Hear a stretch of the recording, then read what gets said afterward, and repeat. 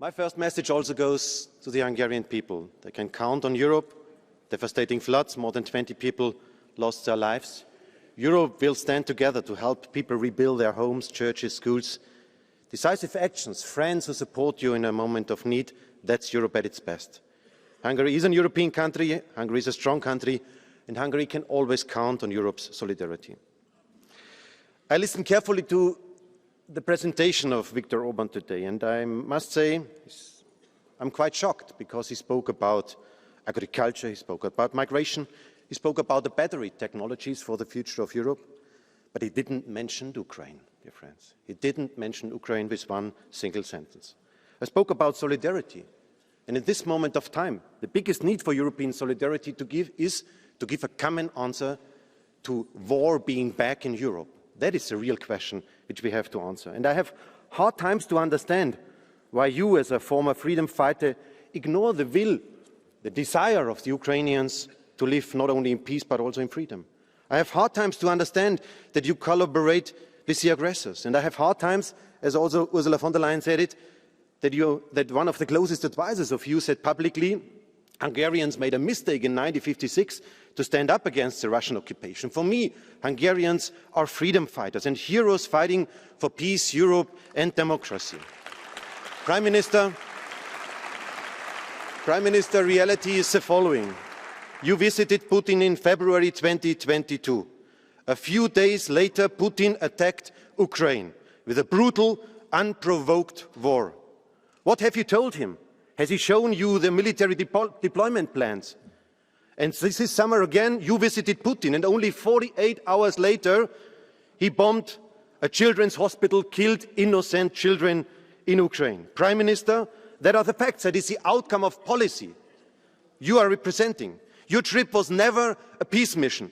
It was a big propaganda show for the autocrats and those who are defining our European way of life.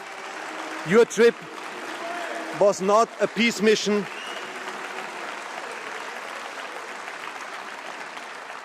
Your trip was never a peace mission, it was a war prolongation mission. That is what we speak about.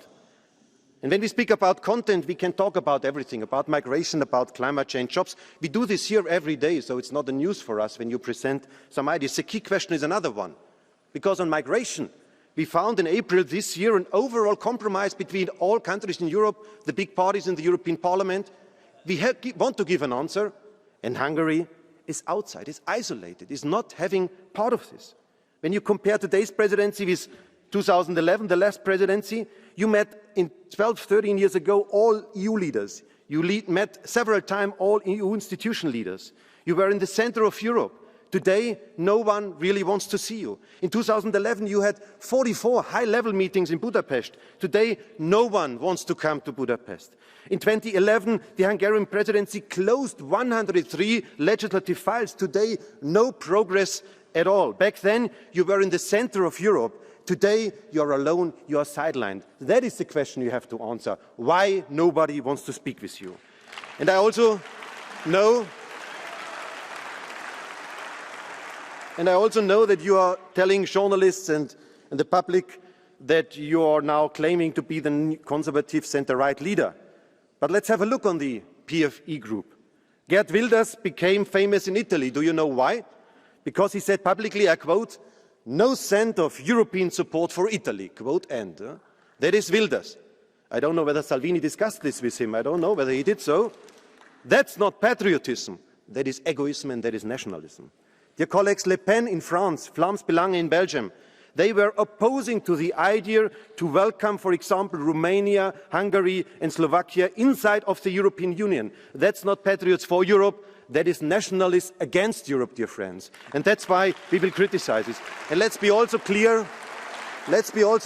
Viktor, you didn't win the elections. Fidesz is not the winner of the elections. You had in the last mandate 12 seats and now you have 10 seats. So don't create this image that you have the support. The EPP, we won elections. That's why Ursula von der Leyen, Roberta Metsola, we have the chance to lead in Europe. And we won because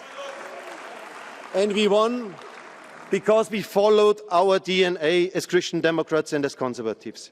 You are trying to present you as a true conservative, but I tell you, Margaret Thatcher was a mother of today's European single market. She was leading with policies. Ronald Reagan stood up against communism and won. He did not please autocrats and anti-democrats.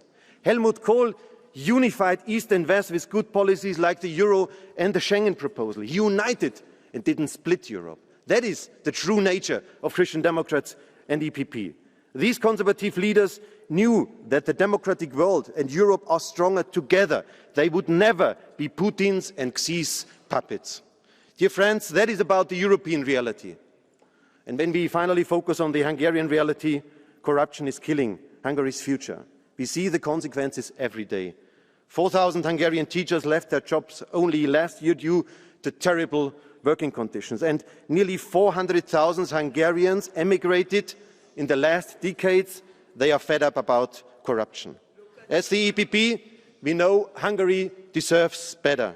Hungarian deserves a strong voice in Europe. And when Peter Magyar was the first time in the EPP group meeting, he said the pro-European and pro-rule of law-based Hungary is back in the EPP with 7 MEPs. Today, the TISA party is neck on neck with Fidesz in the polls. And I know you're getting nervous about this, but I tell you, just as Pavel defeated Babiš in Czech Republic, just as Tusk defeated Kaczynski in Poland, TISA and Peter Magyar will defeat you in Hungary. Mr. Orban, you are the past. Peter Magyar is the future. Thank you so much.